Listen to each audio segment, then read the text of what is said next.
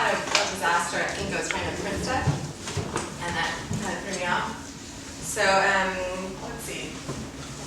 Since I'm the only translator, I'm going to read one translation, and then I'm going to read a little bit of other stuff. And this is a little in progress. And thank you for having us here. It's been a really great conference. Okay, this is a poem called La Planète des Singes, which is Planet of the Apes. It's by Spahr. It's not how you pronounce it. He is a Moroccan writer who writes in French. And it's from an anthology of Moroccan, specifically Moroccan innovative poetry that was published there and is now being translated into English, or excerpts of it. Okay, Planet of the Apes. Go now, it's a country that's ripe for the taking. It is there for your pleasure. Ah, what a beautiful country Morocco is. Warzazat, ah, these benevolent storks tucking their bills in the crook of their wings. Leave your office, your wife, and your children. Come quick. Surround yourself with barbed wire in the ghettos where guts lie drying in the sun. Come hang your testicles from the ramparts of the Zagora. Go retrieve them from red Marrakesh. Let your memories hibernate and invite new neuroses. Point your finger toward the sky. Steal some sun from our underdevelopment. Your impotence will be multiplied in decapitated memories, and your inky night will deploy its fortification walls against sewer streams. Beware of Arabs, they are rotten thieves. They can rip out your brains, scorch them, and serve them to you on tablets of mute earth. Listen instead to a different voice. The club of my med is your salvation. French ambiance guaranteed, required, reimbursed. Climb up on the dromedaries. Your vertigo will be in the image of your gyrating hunger. Your mouth will open to apostolate the fall and tears. In the morning, drink a little Arab blood, just enough to decaffeinate your racism. To your friends, offer your tattooed memory, a postcard of beatitude in aluminum, dim residence of your skull cemetery. And then go ahead, take yourself an Arab. He is natural, a bit savage, but so virile. Sex in shreds of deracinated flesh will remain, hung from the thread of your shameful memory. You will not be able to chase him from your fantasies. He'll ejaculate humiliation and rape in your face. Wounded, you'll collapse beneath docile trees.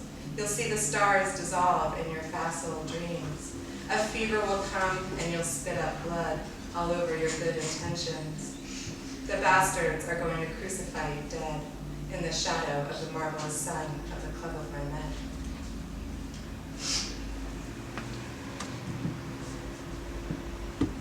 And then I'm just going to read a few, like a couple of entries from this abecedary that I'm working on. So sort of, I don't know, it's I don't know what it is. I'm just going to read a few letters. It's self-explanatory. I didn't check the time, 5 to 10 minutes. I think it's self-explanatory. It's totally prose. A, Africa. When I tell people about my impending trip, I try to avoid the word Africa, though I can't quite explain why. I am struck by the timidity, the lack of specificity of the euphemism I adopt. I got a grant to spend a month in Ethiopia, I say. Have you ever been to that part of the world?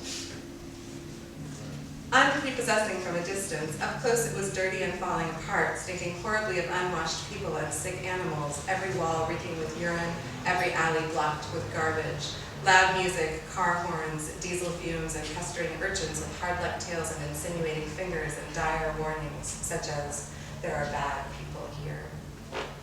This is the only mention of Addis Ababa in Paul Theroux's 2003 New York Times bestseller, Dark Star Safari, Overland from Cairo to Cape Town. I thought it might make good plane reading. Paul Theroux is the internationally acclaimed author of such travel books as The Great Railway Bazaar, The Old Patagonian Express, Sunrise with Sea Monsters, and The Kingdom by the Sea. His many novels include Hotel Honolulu and The Mosquito Coast. Theroux lives in Hawaii and on Cape Cod. According to the Boston Herald, the next best thing to going to Africa is to read compulsively this account. No, I've never been to that part of the world. C, carbon. A direct round-trip flight between New York City and Addis Ababa is 13,910 miles and produces 5,425 pounds of carbon, which is 13% of the total carbon output of the average North American and 24 times that of the average Ethiopian. To offset it by planting trees in Kenya would cost $43.76, less than an hour's wage for the average New Yorker, and 1.5 times the average monthly income in Ethiopia. The morning of my departure, I go shoe shopping. My boots are worn through, and I'm worried they won't last the trip. The salesman, who's from Israel, says, "You're going to a very poor country, you know. My sister went to South Africa once. She was on Spahr. She couldn't believe her eyes. Me, I spent 3 years in India. The children, they keep coming at you. You want to give them everything you have." I buy a pair of $110 boots that look versatile and comfortable and wear them out of the store, leaving my own ones behind. It's midnight when we deplane at the Haile Selassie International Airport, and a number of us are ushered into a small, marble-floored room to apply for our on-arrival visas. 4 functionaries receive us at a long table, reminding me of election day at the rural upstate district where I vote, or of registering an academic conference. Multiple copies of tissue-thin paper and receipts are passed back and forth between the uniformed men. Rubber stamps are applied, copies filed. There's no computer in sight. The whole thing reminds me of my many arrivals at the Athens airport as a child, the origin, I realize, of my fascination with rubber stamps, my fetishization of paper, of duplication, multiples. The next morning, emerging from my Manhattan-sized apartment for a first walk along the broad, sun-beaten avenue occupied by the German and Russian consulates, I'm reminded of the year I made a point of walking the broad, sun-beaten avenues of LA, feeling equally foreign for an altogether different reason. An inferior mind notices similarities, somebody said. A superior mind notices differences. I could have mentioned that that first walk was preceded by a swift ride from the airport through a lightless landscape, so that when I crawled into bed at 2 a.m., I didn't know if my building was on the outskirts or in the center of town, and that after a few hours of silent sleep, I was awoken by the sounds of kids playing in the backyard, weekend noises, and that when I walked out on my Juliette balcony to discover where I was, there were skyscrapers, a river, and a jungle, and 2 boys walking a sheep on its hind legs, like a wheelbarrow toward a tall man in a dark suit who pulled a knife from his pocket and killed the animal, then sat the boys down and taught them how to dress it. D, delete. Let's get that, just get 2 more short ones.